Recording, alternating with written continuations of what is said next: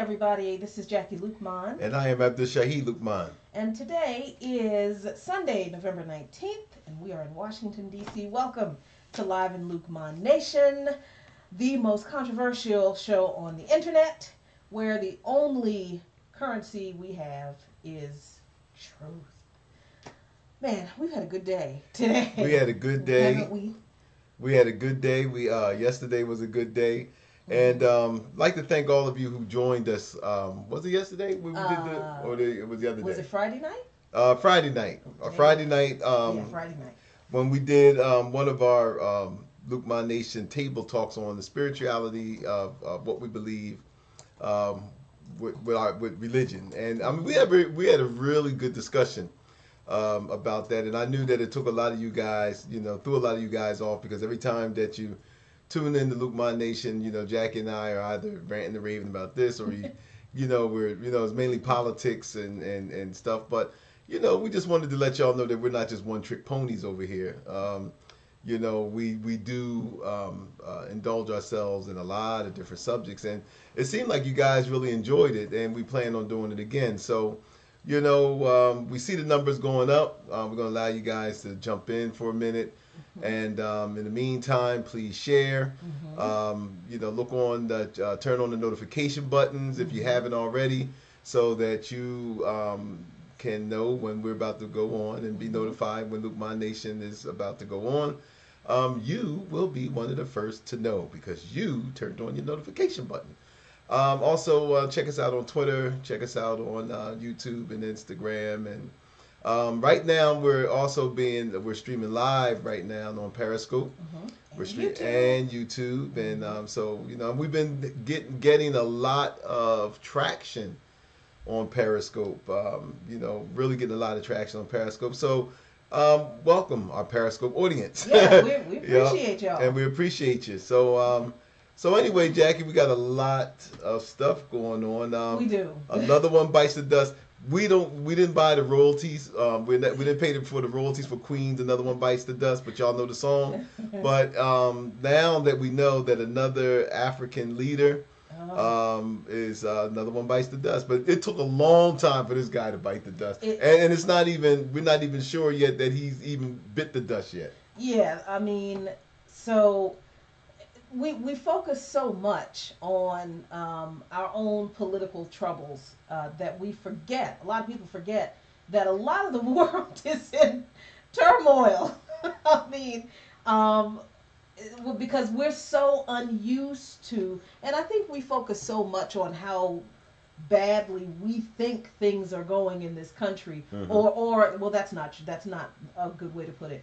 I think we are so freaked out about how obviously and universally badly things are going in this country, because most people aren't used to living under a capricious and that word just popped into my head. I like it.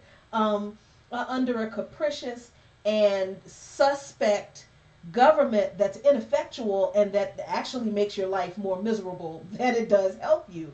But that is actually the case in a lot of the world, especially, unfortunately, countries that were formerly colonized by Europe and by Europe, the UK, Germany, and other European nations. And the focus of our discussion tonight is on one of those countries, Zimbabwe, formerly known as Rhodesia. Now, we don't have time to get into the whole long, deep history of Zimbabwe, and that, what I just said, was the last time we are ever going to call it Rhodesia again, because that name came from the person who, quote unquote, founded the country. Now, he didn't find anything. He obviously went over there, stole some land from the African people, and subjugated them because he felt that Africans were barbarians and they deserved to be ruled as a subjected race. And he The he being Cecil Rhodes. Cecil Rhodes was a British mining magnate who believed very deeply in British imperialism. And he also believed in the supremacy of Anglo-Saxon people. And he hated black Africans. So there is a long history of oppression of Africans under Cecil Rhodes. It is interesting, though, in giving you that little bit of background of what Zimbabwe was before it was Zimbabwe.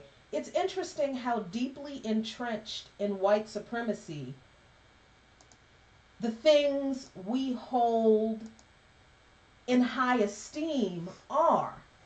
Because by now, the name should be really familiar to you, aside from the fact that Dylan Roof, remember, he had the jacket on with the Rhodesian flag. The flag of Zimbabwe is not the flag of the former Rhodesia. It's a different flag. But, white supremacists still call it Rhodesia.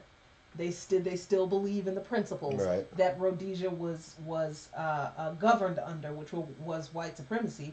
But Rhodes ought to be a familiar name to you by now because of the Rhodes Scholarship. Yes.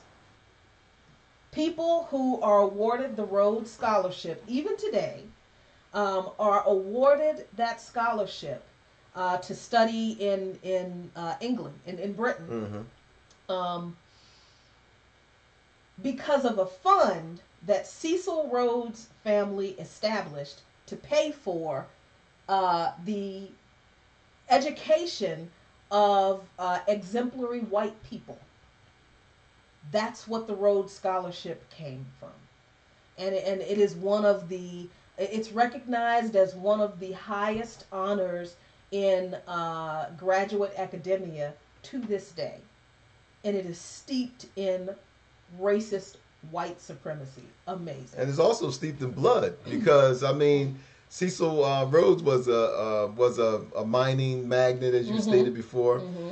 He also was one of those ones that believed in the so-called white man's burden. The white man's burden being that it's the burden of the white man to civilize everybody else. So he was a very big advocate of Anglo-Saxon superiority.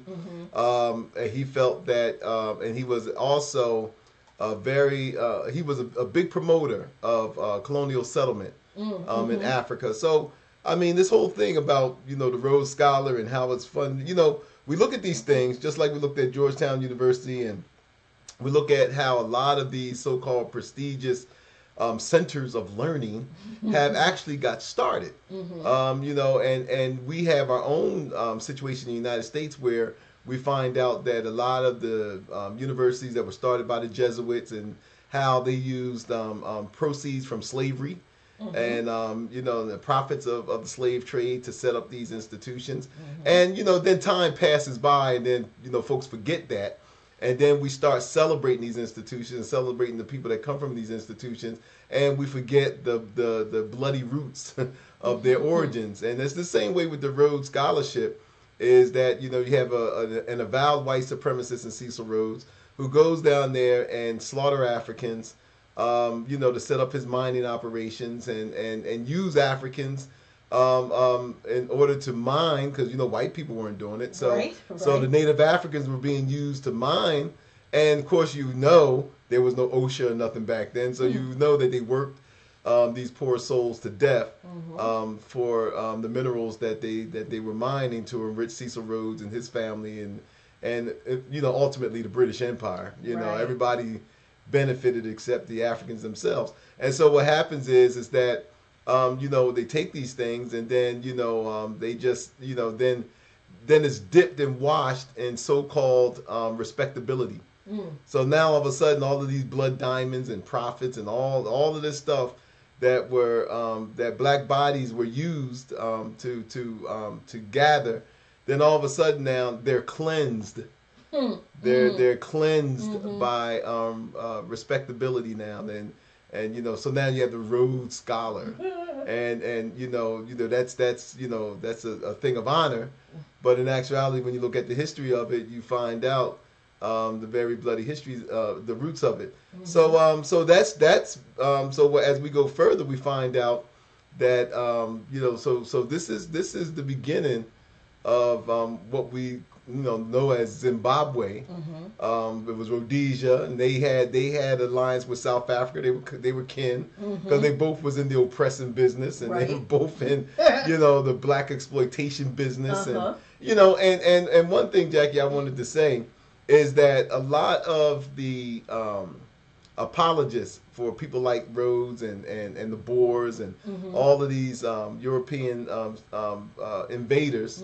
I call them invaders. Settlement is seems to be a little bit more sanitized. Yeah. But invaders. And what happens is that the apologists or the revisionists, they come back and say, oh, but Zimbabwe was once the breadbasket of Africa. Look what the white man has done. They don't say that, but they say, compare Zimbabwe under Mugabe, and as opposed to when it was under a white government, or compare South Africa now. You hear that a lot too. Look at South Africa once we gave the blacks the rule, as opposed to when it was under apartheid. And of course we know that's mixing apples and oranges, and there is really no moral equivalency to none of this. But this is what you got, and so that's why it's important for us to know the history of it, to understand that you can't take brutality of any kind and cleanse it through under the faucet of neocolonialism, under respectability, or even under historic revisionism. We cannot cleanse this stuff out of that, because whatever we're witnessing today in these countries, and whatever we're seeing today as we talk about the end of Robert Mugabe's reign, and I believe it is going to be the end eventually, how that we can't look at what we see today and use the apologist argument as saying, well, Robert Mugabe ran this country into the ground, or the ANC ran South Africa into the ground, as if Africans of their own selves cannot rule themselves. Right. And that has been said, what you said about people looking at the state of Zimbabwe under Mugabe after a few years, and how the economic prosperity of Zimbabwe, just on an economic level, began to decline under Mugabe. Now there are reasons for that, but the takeaway that like you said, the apologists of people like Cecil Rhodes and then his predecessor Ian Smith. I'm sorry, his predecessor, is that the one who comes after? I think that one comes after. Yeah, so Ian Smith. I remember Ian Smith. Yeah, but Ian Smith, when Smith finally did give up a rule of that the former colony that was later called Zimbabwe. He said that people eventually came to him. He said at first that, because one of the infamous things Ian Smith said when he was looking at the impending end of his minority white rule of that nation, he said he campaigned on the promise of a whiter, cleaner Rhodesia. That's what he said. He said that. And at the time, he said that people said that they thought that he was too hardline, because he would say things like, the blacks can't rule, saying the things that you just said, that African people can't rule themselves. And then when Mugabe takes over and things are okay at first, but then things start to fall apart economically in the country, then people come to Ian Smith and they say, oh, well, I thought you were, really unreasonable and too hardline at first, but look at what's happening now. Oh, you were right. And people said the same kind of thing to, what was his face, de Klerk? De Klerk, in South Africa, after Nelson Mandela took over as president of South Africa, when things didn't get better for black South Africans. And people said, oh, well, you were right, the blacks can't rule. Well, blacks can't rule. I look at that and I think two things. Okay, the first thing is, even in countries, even in nations where leaders really were horrible, I mean, like genocide level horrible, like take Cambodia.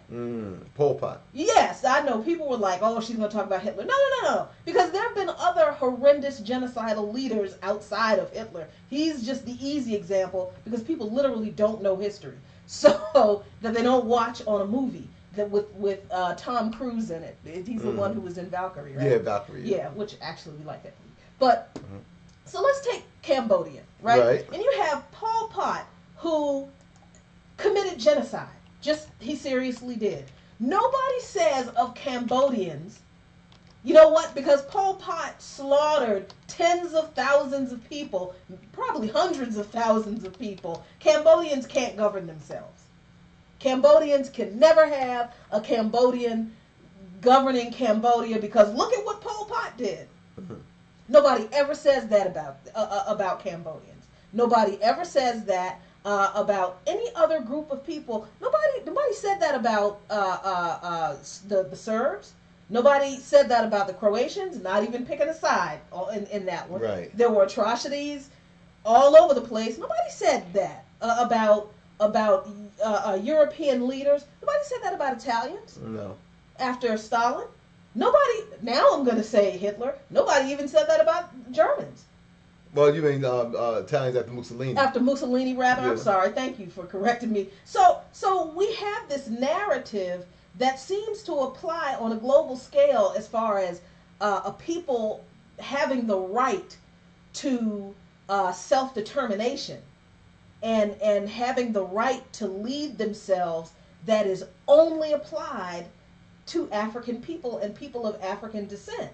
That we can't govern ourselves. But it's not because of anything we actually did. It's just because there's the racist idea that we are naturally incompetent.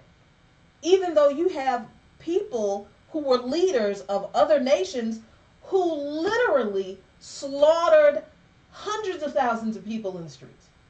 Nobody ever says of those non-African people, you know what, you people can never ever govern yourselves because look at how awful you are.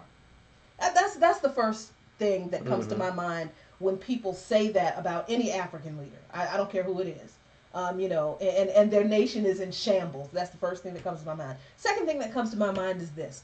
When it's used in terms of leaders like Nelson Mandela, and we are going to get to Mugabe because it's important, and African leaders who have liberated their countries from majority white supremacist rule that oppressed, I'm sorry, I said that wrong, minority white supremacist rule that oppressed the majority black population. The first thing you have to understand is, even though the minority white government gave power to the black majority government that eventually was able to gain their liberation, they gave them the reins of the government, no matter how those reins were taken, whether it was a peaceful negotiation, like in South Africa, or whether it was at the end of a military coup that involved violence, like in so many other countries, and as was part of the revolution in Zimbabwe. The minority white government never gave everything that at their disposal to the majority black government. Never. It has never happened. It didn't happen in South Africa when Nelson Mandela became president, because we talked about very briefly a couple of times how even though Nelson Mandela and the ANC won the presidency in South Africa, the minority white power structure kept the money. Yeah, that was part of the deal. And that was part of the deal. And they kept the nuclear weapons. They kept the money and they kept the nuclear weapons. So who still really has the power? White people. The minority white government. Now, there's a whole argument that can be made about why Mandela and the ANC would go along with that deal. That we're gonna do that. We can do that in another show.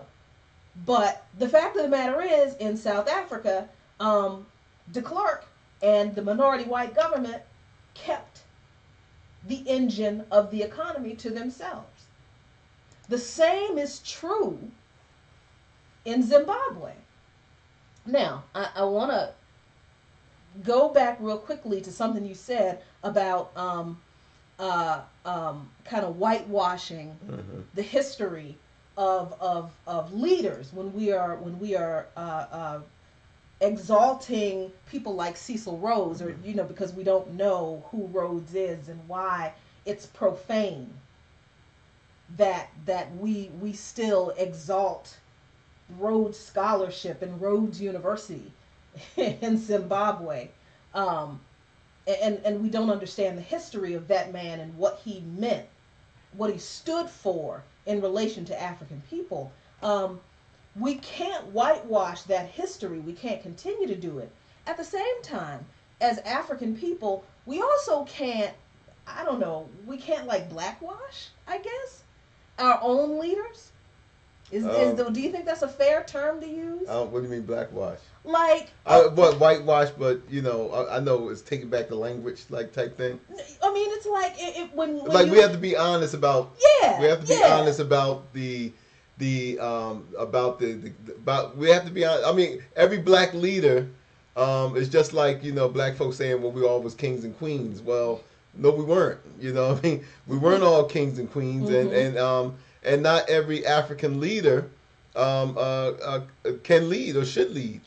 Right. Yeah, and I think that's where people they oversimplify their criticism of leadership in some African nations, because trust and believe, the continued struggles in South Africa and the persistent struggles in Zimbabwe, they don't exist because black people can't lead themselves. They don't exist because Africans can't lead themselves. They exist because, like we said, the former white minority government kept the engine of the economy to themselves, and also because sometimes, some revolutionaries turn out not to be great political leaders, and that is okay, but that's a distinction that people who are just critical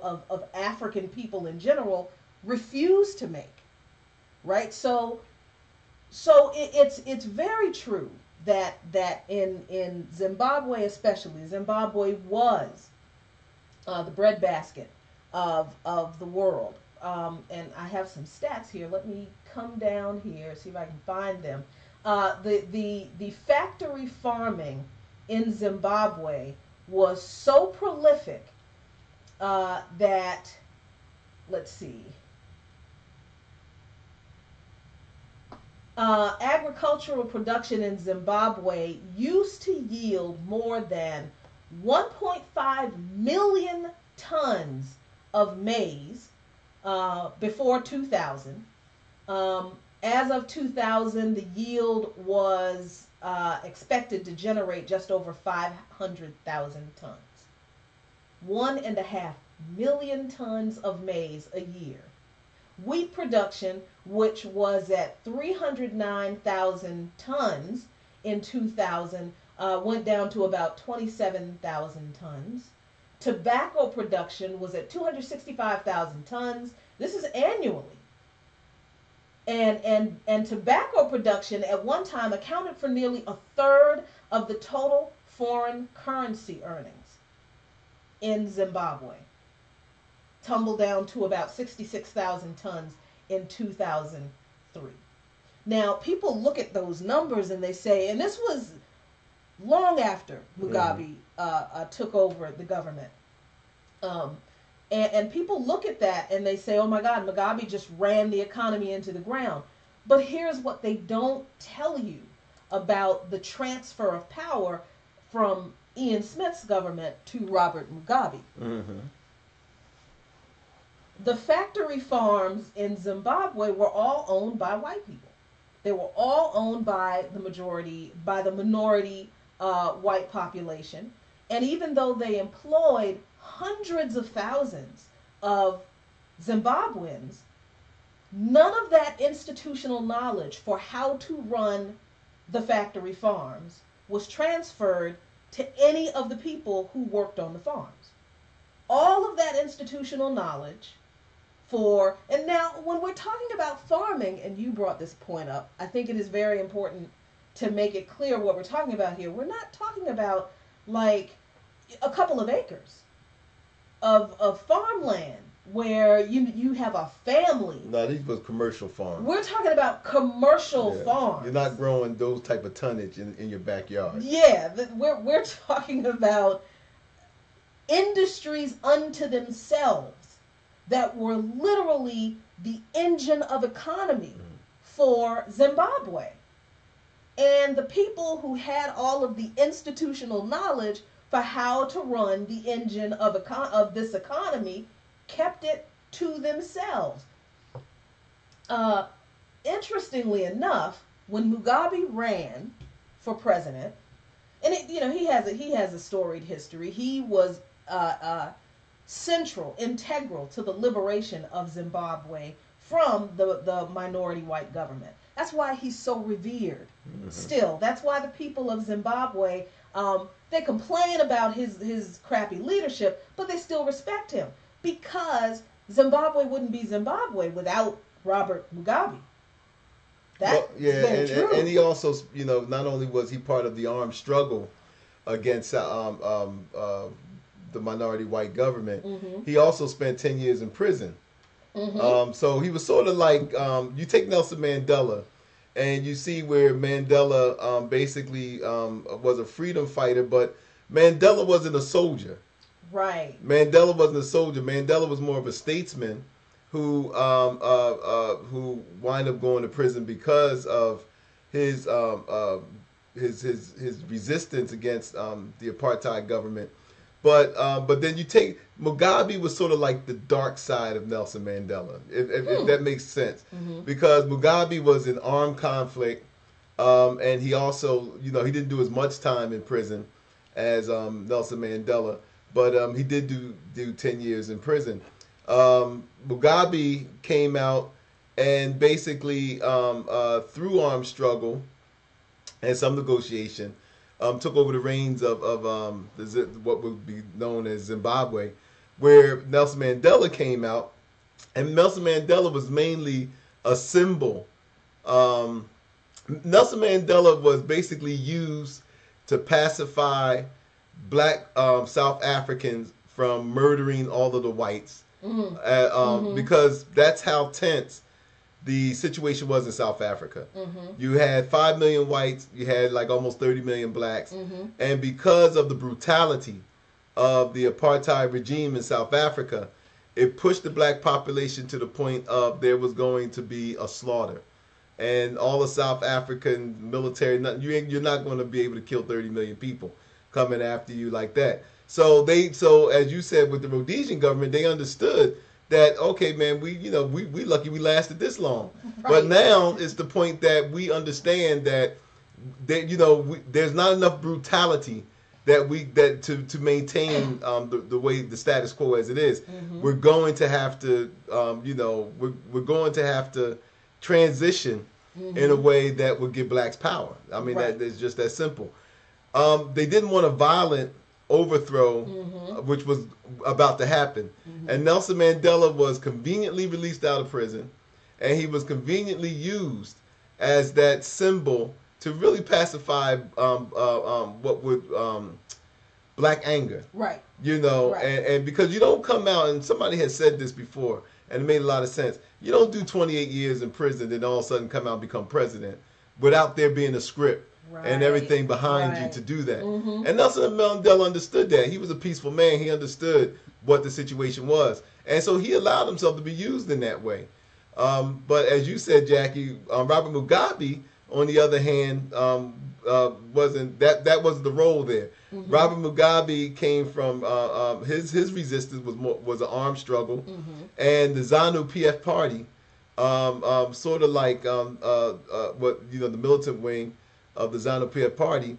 It wasn't this same peaceful transition when the Mugabe and his crew took over. Right. I mean, Ian Smith and his government at the time realized, you know what, we need to negotiate, or else, basically they knew they were facing the same kind of crisis in Zimbabwe that South Africans were facing. Mm-hmm. So when Mugabe did transition from armed revolutionary leader who was integral to the liberation of Zimbabwe to a politician to appeal to the Ian Smiths and his cohort, he campaigned mm-hmm. on a platform of moderation, saying that, now this was Mugabe now, he campaigned saying that, okay, look, we're not going to kill all the white people, that's ridiculous.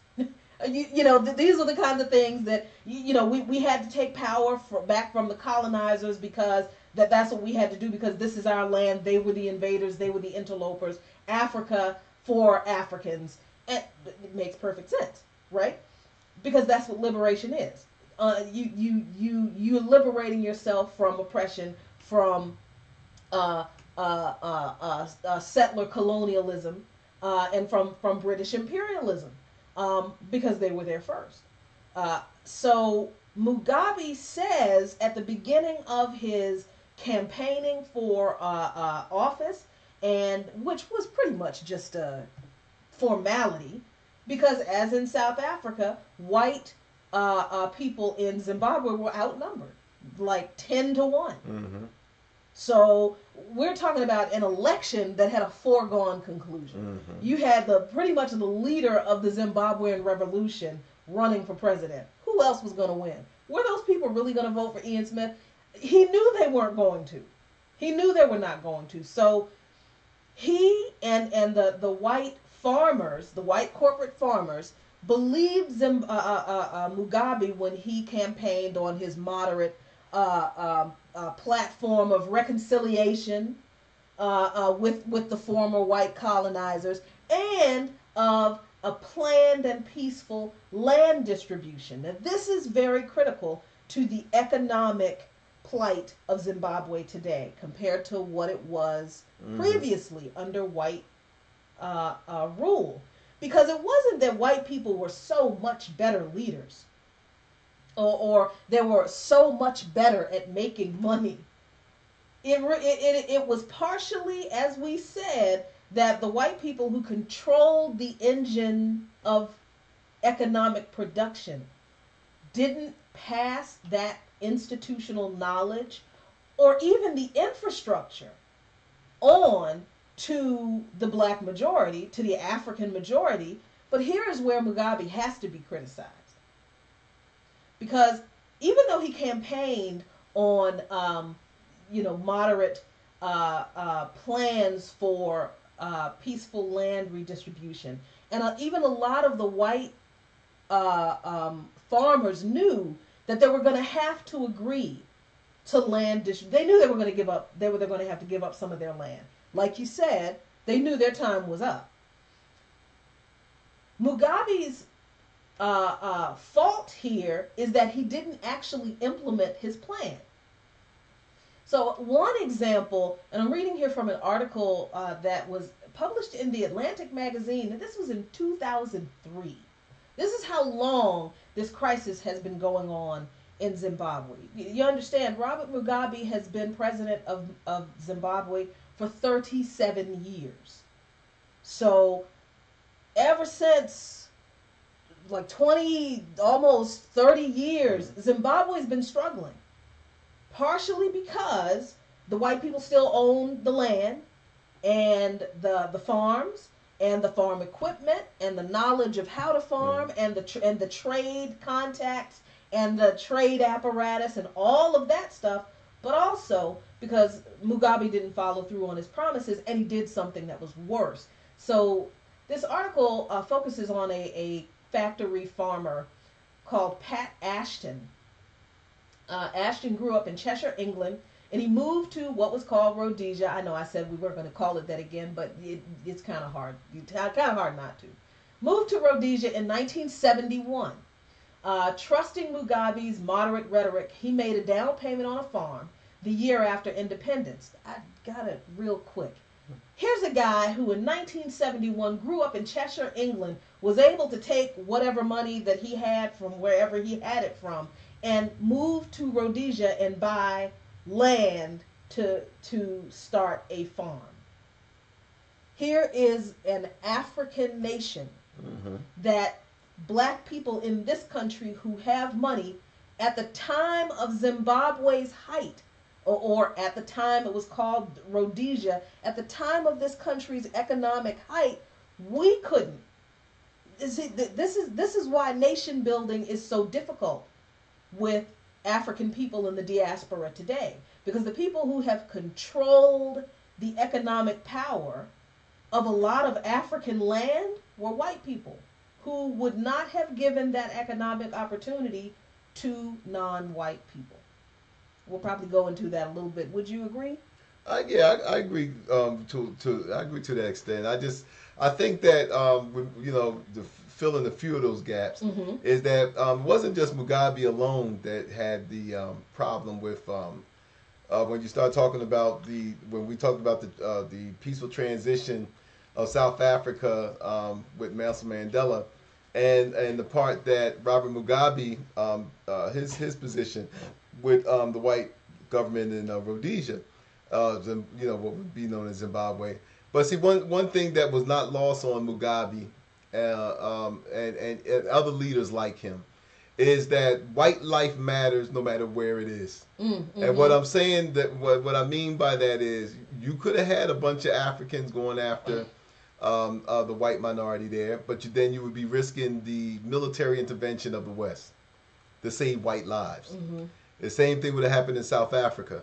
A large part of that was because had black South Africans been slaughtering white folks in South Africa, then there would have been a multinational white European American force that would have went in there and saved white lives. Trust me, most of the military powers in this world is white. They're not going to allow white people to be slaughtered by anybody. So that's number one. And Mugabe and all of them knew that. So there had to be some kind of transition that way. Number two is the fact that Mugabe, just like South Africa, once black people take over, then folks don't want to do business with you no more. True. So all of the trading partners, including Israel and everybody else, who were fine dealing with the apartheid government, as soon as black Africans took over, then all of a sudden now they couldn't find the same trade partners. They couldn't find the same businesses that were willing to, during the Reagan era of constructive engagement with the apartheid government, which was the term back then, with the South African government. Then all of a sudden, when black South Africans, when the ANC took over, then those same businesses didn't want to do business with South Africa anymore. That's why the nukes are going and all this other kind of stuff. The same way with Zimbabwe. Robert Mugabe, no, not the greatest leader in the world. Probably shouldn't have been in there. But what happened is that Robert Mugabe also had to deal with sanctions.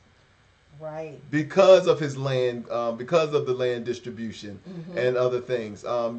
Zimbabwe is not a poor country. I mean, Jackie talked about the agricultural part of it, but we haven't even discussed the minerally rich soil. Right. You have diamond mining in Zimbabwe. You have platinum mining. You have all kind of mining that is done in Zimbabwe. It's not a poor country when it comes to wealth and minerals and stuff like that. But it happens when you could be a revolutionary, and we've seen that even in the Cuban Revolution, when you go against the global setup to the point where white people are supposed to rule. And so when you go against that in any kind of way, now you can rule if white folks give you the permission to rule, right? And then they won't back you up all the way, but they gave you permission to be the president of Nigeria, or they gave you the permission to do all this stuff, and they, you know, they'll leave you alone for a little bit. Right. You still got to pay taxes though, but they'll leave you alone.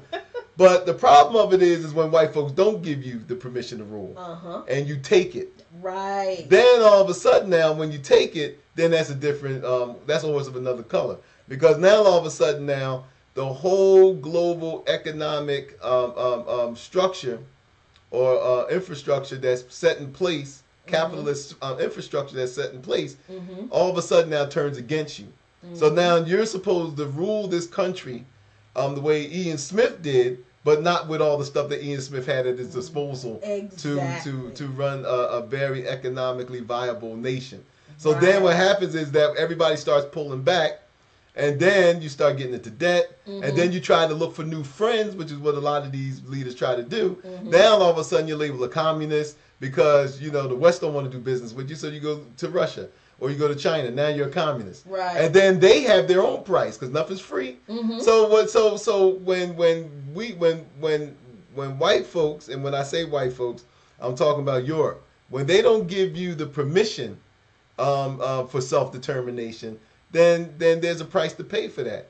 And unfortunately, the common man on the ground, and you know we're going to get this with Zimbabwe. What happens is that people like Robert Mugabe and all of them know this, but the people on the street don't know it. See, the people on the street, they just know that there was food on the shelves at the store one day, there's no food on the shelves the next day. That a certain currency went this far one day and it doesn't go far this day. They don't understand the dynamics of why that is. But what happened is people like Mugabe and them do, and in order to satisfy their people, then they get into these areas of brutality. They go through all of these things because they're under the gun too. They understand that the geopolitical economic situation has turned against them because they weren't anointed by white people to be in position. So they understand that they no longer have access to all of the stuff that the white government had. They don't no longer have access to all that. So they got to make do. So now they're coming along trying to make do with less. And we all heard that situation. You got to do more with less. And that's what they have to do. And that's hard to do when most of the wealth is controlled by a few. That is hard to do when you don't even have the rights over your own, over the minerals that's within your own land. You don't have the rights. And you're being threatened behind the scenes by powers that say, well, if you go and you nationalize this, then check this out. You might not even make it to work the next day. So these are serious, real threats. Now, to get back to the Mugabe situation, to push it up to present day, Mugabe then played his last card. All right? Let's call it what it is. Mugabe played his last card. He had a lot of respect being the father of the revolution. But as Bruce said, power corrupts, and it does. I mean, this man's been in power for 30-some years. 37 years. Right, 37 years. And for the most part, he ruled, you know, that legacy. But see, now you have, after 37 years, another generation comes. And that generation has no memory of you being the revolutionary leader. That, you know, it's just like our kids now. You talk to them about Martin Luther King and stuff. Oh, yeah, you talking about that guy I see on the black and white thing and stuff. It doesn't impact them as much as the generation who lived during that time.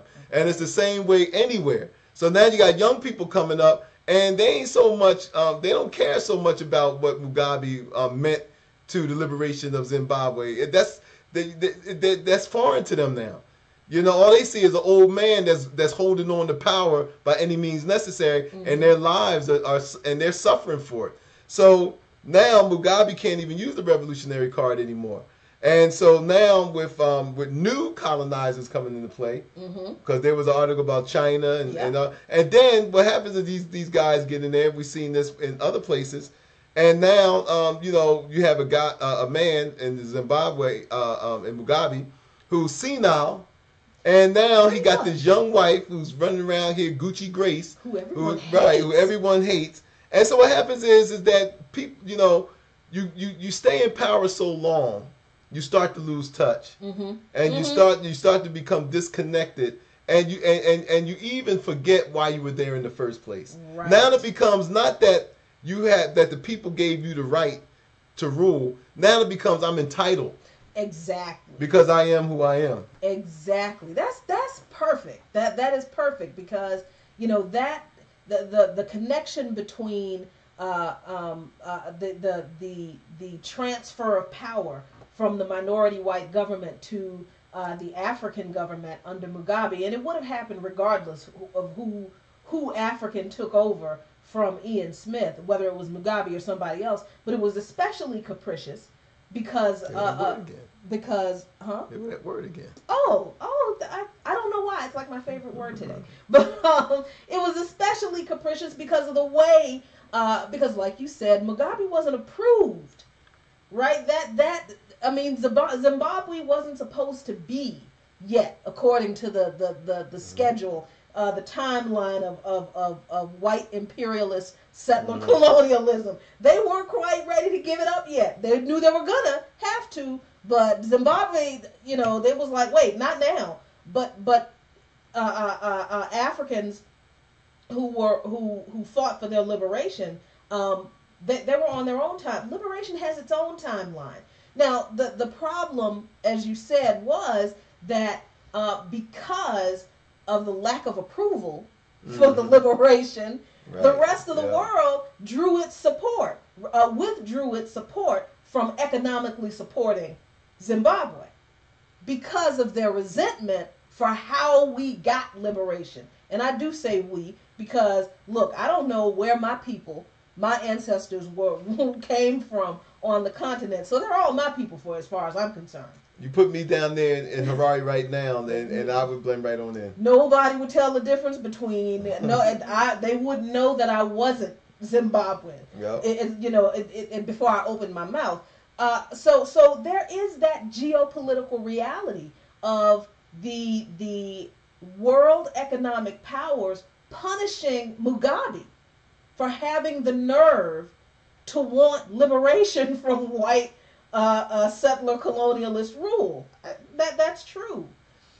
At the same time, like I said, we're not trying to shirk from criticizing someone who's a great revolutionary just because he's a great revolutionary. Because sometimes he was a crappy leader. Well, because we ain't got much time. I know. All right, let's kind of boil this pot a little bit more. Okay. All right. Number one is the fact. Let's call it. This is the 21st century. I am for Mugabe leaving.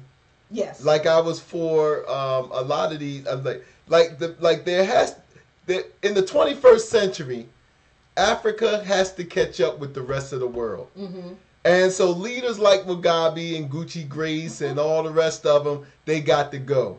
Joseph Kabila down there in the Congo. Mm-hmm. All of that stuff, they have to go. Africa cannot continue. Africa can't continue to afford this type of leadership while the world continues to advance in the 21st century in technology and in other areas. Africa cannot afford leaders who don't have the vision or have the desire to see that their people are part of this 21st century world that we're in. There's no reason why that with the wealth of Africa, and we understand the historical context and the historical implications and we understand that. We understand that. But see, we also understand that when leaders stand up and try to unite or get a better Africa, then we understand that that's when the other Western powers intervene. That's what happened with Gaddafi. But yeah, I want Mugabe to go. Mm-hmm. Yeah. Because this tin pot storefront gutter black leadership that we see in too many African countries. Now, mind you, it's not all Africa. Kenya is doing well. A lot of African countries that have black leadership is doing well. Mm-hmm. But at the same time, these nations that are sitting on trillions of dollars of mineral wealth and every other kind of wealth, they cannot afford to have people like Robert Mugabe, Gucci Grace, and all the rest of them constantly sucking the lifeblood. Because see, what happens is the fact that just because your oppressor is black doesn't make it any better. Right. Oppression is oppression. Exploitation is exploitation. No matter what color they look like. And Robert Mugabe has long outlived his usefulness. It was wonderful that he helped liberate the country, but right now the old man got to go, and they need to start having new blood in a new direction to go in there, and everything like that. And if Africa wants to compete, and I believe that it's the last frontier for economic development for Black people especially, we have a vested interest as African people in the diaspora. We have a vested interest in seeing Africa develop. These are the old Pan-Africanist views that still hold true today.